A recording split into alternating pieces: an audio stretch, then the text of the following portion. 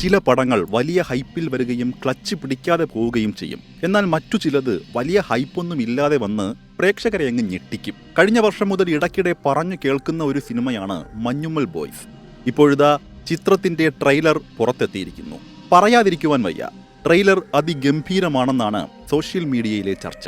Soubin Shahir, Sreenath Bhasi, Balu Varghese, Ganapathi, Lal junior, Chandu Salim Kumar, Abhiram Radhakrishnan, Deepak Parambol, Khalid Rahman, Arun Kurian, Vishnu Raghu തുടങ്ങിയവരെ കേന്ദ്ര കഥാപാത്രങ്ങളാക്കി ജാനേമനു ശേഷം ചിദംബരം സംവിധാനം ചെയ്യുന്ന ചിത്രമാണിത്.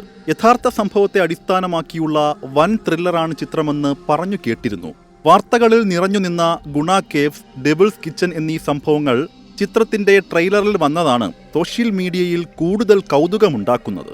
1992 പുറത്തിറങ്ങിയ കമൽഹാസൻ ചിത്രം ഗുണയിലെ കൺമണി അൻപോട് കാതലൻ എന്ന ഗാനവും സിനിമയുമൊക്കെ പാതിയിലേറെയും ചിത്രീകരിച്ചിരിക്കുന്നത് devil's kitchen ഗുഹയിലാണ്.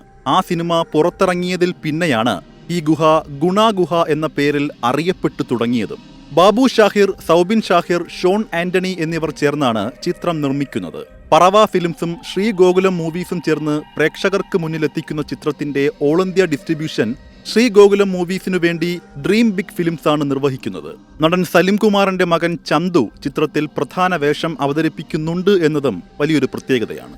Musician Sushin Shyam പറഞ്ഞത് കേട്ടപ്പോൾ പേഴ്സണലി ഹൈപ്പ് വന്നിരുന്നില്ല. പക്ഷേ ട്രെയിലർ കണ്ടപ്പോൾ ശരിക്കും ഹൈപ്ഡായി. സീൻ മാറ്റുമോന്ന് അറിയില്ലേലും ഇത് സീൻ ആയിരിക്കുമെന്നാണ് ആറ്റിപ്രാക്കൽ ജിമ്മി എന്ന അക്കൗണ്ടിൽ നിന്നുള്ള കമന്റ്.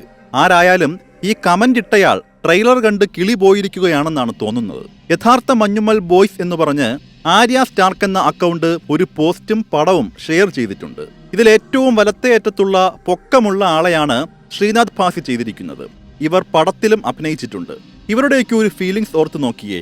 അന്നിവർ അനുഭവിച്ച ടെൻഷനും ഭീകര ട്രാജിക് ഇൻസിഡൻസും കൊല്ലങ്ങൾക്ക് ശേഷം കേരളത്തിൽ ഒന്നായി ആഘോഷിക്കപ്പെടും, ആര്യ സ്റ്റാർക്ക് പറയുന്നു. എന്തായാലും പടം എന്താണെന്ന് കാത്തിരുന്ന് കാണാം.